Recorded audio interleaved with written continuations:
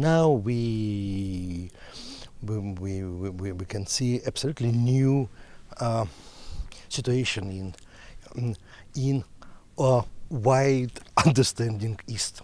Because what is this? You know that there are only 2 points on the Earth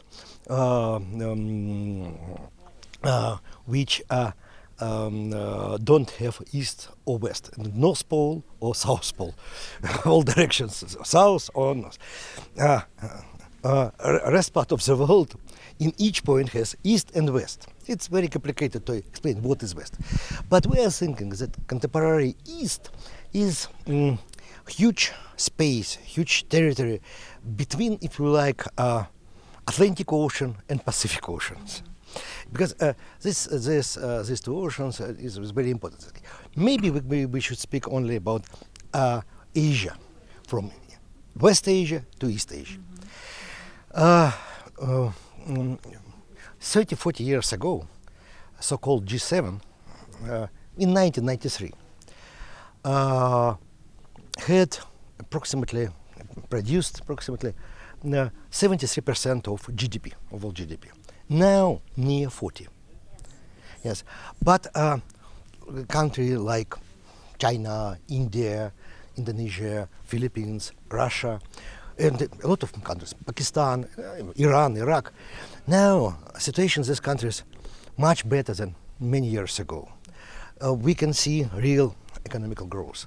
We are living in absolutely new situation of new communications, new environment, I mean social, political environment, and so on and so on and so on.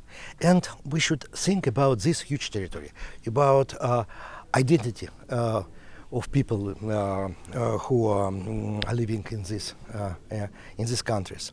Yes, it's a serious question, and I can explain. Our main idea when we thought about this event, our main idea was to invite leaders from these countries, from west of East to east of East, if you like. Azerbaijan is actually the west part, it's West Asia. And part of Europe at the same time, because this is a frontier of, we can see it, it's the Caucasus, it's a frontier between Asia and Europe. Now we're in Europe, but after this line of mountains, Asia. It's very, very, very symbolic at the same time, and we can and we were thinking about the future of these countries. Excuse me. At the same time, Philippines is the east of East. It's East Asia. It's a geographical approach, but at the same time, important approach, and. Another important thing is that perhaps it's a first case for Valdai Club to invite so many acting leaders.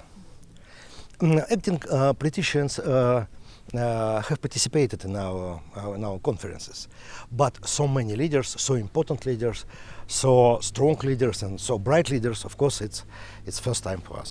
Philippines is very interesting, very important example of East Asian country. Big population, economical growth, independent position of Philippines president. His capacity to operate on his own. To be, I can repeat it, independent. Philippines is interesting, important, complicated, and very bright example of the contemporary development Eastern country. Generally, I expect his ideas about future of East, big East countries.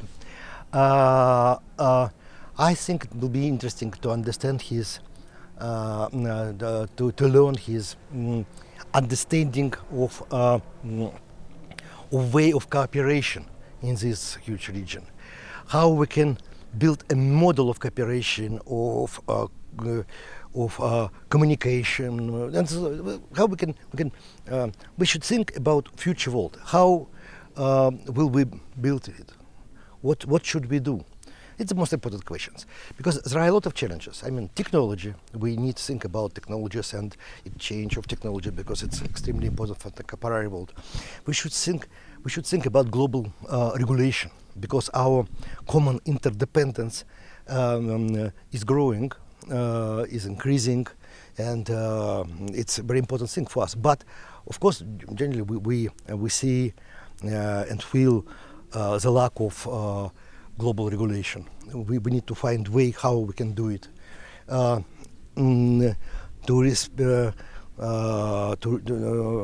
respect sovereignty, and at the same time to think about cooperation. It's not easy. It's a serious political challenges. It's very interesting because now during our conversation, the session called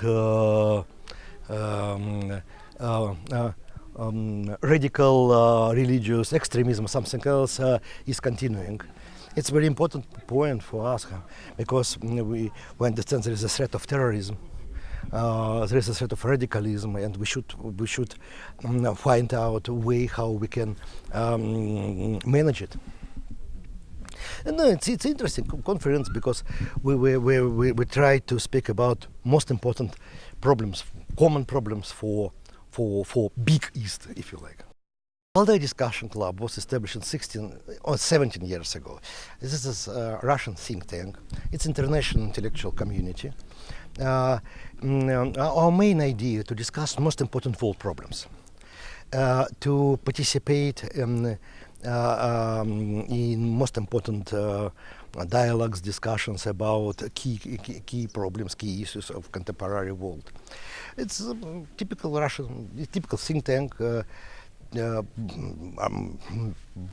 very international, because 60 or 70% of our experts are foreigners, but with Russian accent, based in Russia. And of course, we are trying to represent Russian point of view, Russian perspectives, positions, and so on. But advocacy of Russia is not our main purpose. Our main purpose to bring our point of view, our approaches, our ideas into discussions about key questions, key uses of contemporary world.